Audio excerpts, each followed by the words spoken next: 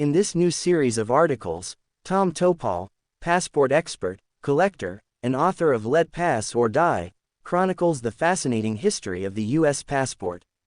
So far, the series has covered the earliest origins of the U.S. passport and significant events in the 1790s-early 1800s.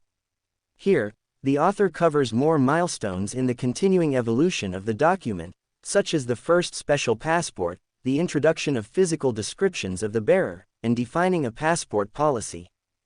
In 1819, the first special passport was issued for a bearer, a courier of dispatches under John Quincy Adams' leadership. During the 1820s, the physical description of the passport bearer was presented as a list of features on the left side of the passport, adding an extra layer of security to the document. Later, in 1833, the State Department underwent restructuring, resulting in the Translating and Miscellaneous Bureau taking over the responsibility of issuing passports, issuing approximately 1,000 passports annually. However, in 1835, the Supreme Court of the United States, in the case of Ertediki v. Darcy, 34 U.S.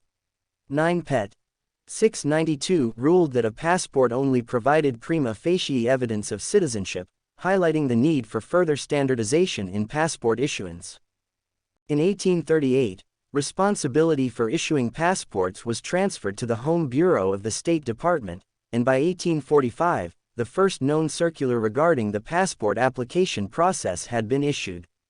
In 1846, a second circular clarified the specific documents required to be submitted as evidence of personal identity and citizenship.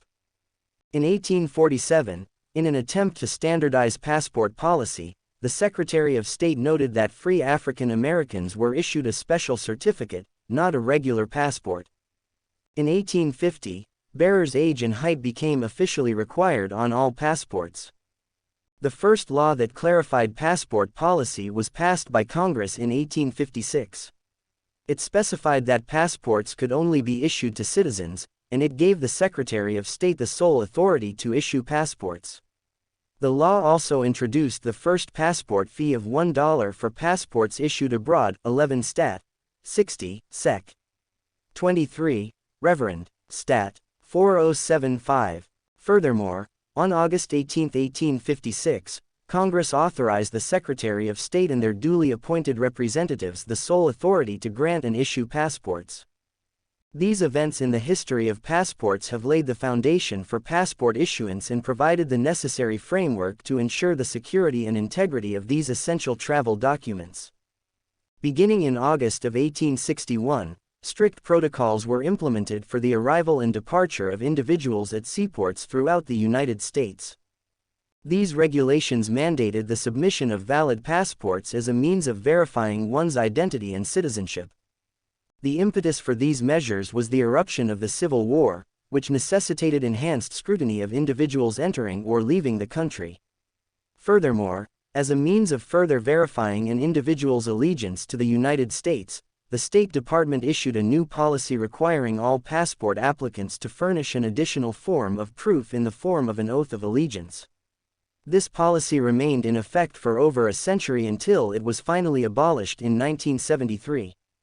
Up next, in the next article in this series, you'll learn more about the oath of allegiance on passports, the introduction of a $3 passport fee, and more. Visit PassportCollector.com to learn more about passport history.